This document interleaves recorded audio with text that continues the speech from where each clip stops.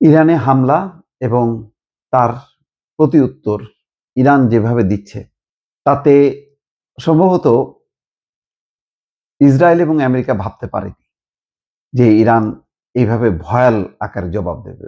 একযোগে মধ্যপ্রাচ্যের যতগুলো আহ, সামরিক স্থাপনা ছিল সবগুলোতে হামলা তারা চালিয়েছে। বলা হচ্ছে সমঝোতা ভেঙে রিয়াদেও হামলা করেছে ইরান।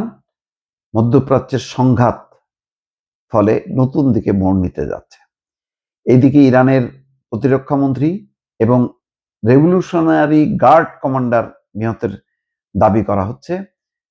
তার আগে পশ্চিমা গণমাধ্যম প্রচার করেছিল যে ইরানের সর্বোচ্চ ধর্মীয় নেতা আয়াতুল্লাহ আলী খামেনি তিনিও নিহত হয়েছেন।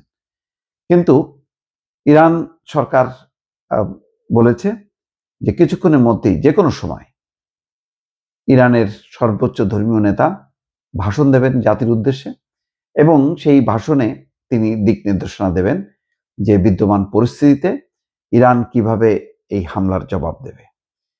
এই হচ্ছে পরিস্থিতি।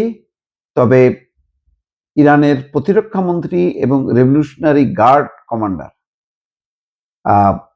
প্রতিরক্ষা মন্ত্রী হচ্ছে আমির নাসির জাদে এবং ইসলামী বিপ্লবী গার্ড বাহিনীর কমান্ডার মোহাম্মদ পাকপুর, তাদের নিহত হবার ঘটনাটা রয়টার্স দাবি করছে, পশ্চিমা গণমাধ্যম দাবি করছে এবং ইসরায়েলের সামরিক সূত্রগুলো বলছে।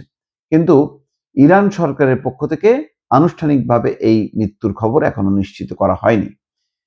এদিকে ইরানের সর্বোচ্চ ধর্মীয় নেতা আয়াতুল্লাহ আলী খামেনি শিগগিরই জাতির উদ্দেশ্যে ভাষণ দেবেন বলে জানিয়েছেন রাষ্ট্রীয় টেলিভিশন আল আলাম।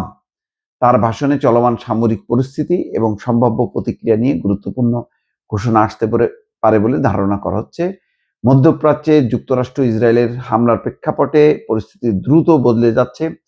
ইরানের শীর্ষ সামরিক নেতৃত্বকে লক্ষ্য করে হামলার দাবি সত্য হলে তা আঞ্চলিক উত্তেজনাকে আরো বাড়বে, অর্থাৎ আরো ইরান মরিয়া হয়ে হামলা চালাবে। এদিকে আগেই বলেছি দর্শক, 85 জন নিহত হয়েছে। কিন্তু গুরুত্বপূর্ণ দিক হলো যে 3 বছর আগে চীনের মধ্যস্থতায় ইরান এবং সৌদি আরবের মধ্যে একটা সমঝোতা গড়ে উঠেছিল। সেই সমঝোতাটা কিন্তু এবার ভেঙে গেল। সৌদি আরব কর্তৃপক্ষ বলেছে যে ইরান তাদের রাজধানী রিয়াদ এবং পূর্বাঞ্চলকে লক্ষ্য করে হামলা চালিয়েছে।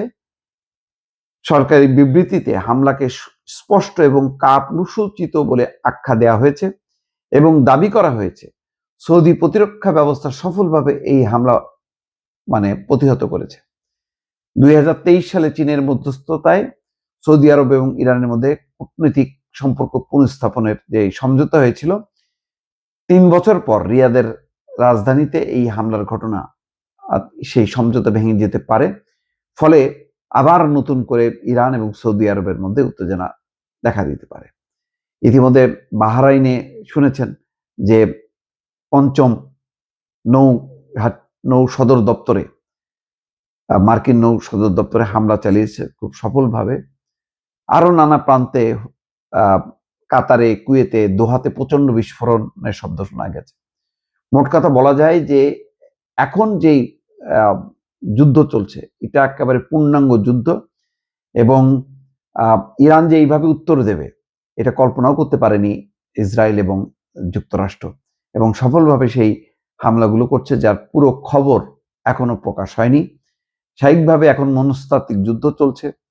পশ্চিমা গণমাধ্যমগুলো ইসরায়েল এবং আমেরিকার পক্ষ নিয়ে ইরানের বিভিন্ন জন মারা গেছে, সর্বোচ্চ ধর্মীয় নেতা মারা গেছে, প্রতিরক্ষা মন্ত্রী মারা গেছে, তারপরে ইসলামী বিপ্লবী গার্ড বাহিনীর কমান্ডার, চিফ কমান্ডার তিনি মারা গেছেন, এ ধরনের প্রচার চালিয়ে যাচ্ছে।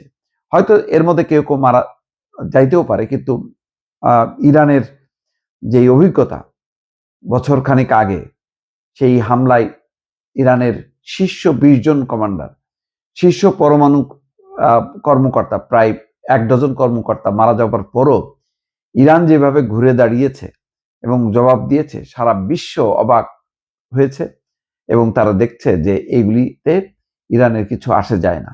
যার কারণে কিছুদিন পরেই মানে মার্কিন যুক্তরাষ্ট্র এবং ইসরায়েল মরিয়া হয়েছে যে তাদের পরমাণু কর্মসূচি স্থগিত করার জন্য, এবং সেই ব্যাপারে আলোচনা চলার ফাঁকে আলোচনাকে সামনে রেখে কৌশলে তারা এই পরিকল্পনা করেছে হামলা চালাবে। সেই অনুযায়ী হামলা চলছে। তবে ইরান আগেই টের পেয়েছে এবার যে এই ধরনের পরিকল্পনা চলছে, সেই জন্য তারা পাল্টা জবাব দিচ্ছে। পরিস্থিতি খুবই জটিল। ইতিমধ্যে মধ্যপ্রাচ্যের দেশগুলোতে বিমান চলাচল বন্ধ হয়ে গেছে। ঢাকা থেকেও যে সমস্ত ফ্লাইট মধ্যপ্রাচ্যে যেত সেগুলো বন্ধ হয়ে গেছে। উত্তেজনা কাল পরশু আরো বাড়তে পারে বলে জানা গেছে। তবে বিভিন্ন সূত্র বলছে যে ট্রাম্প এরই মধ্যে পরিস্থিতির মানে আঁচ করতে পেরে পিছু হটছে এবং ইতালির মাধ্যমে একটা সমঝোতার চেষ্টা করছে বলে নানা সূত্র বলছে। দর্শক।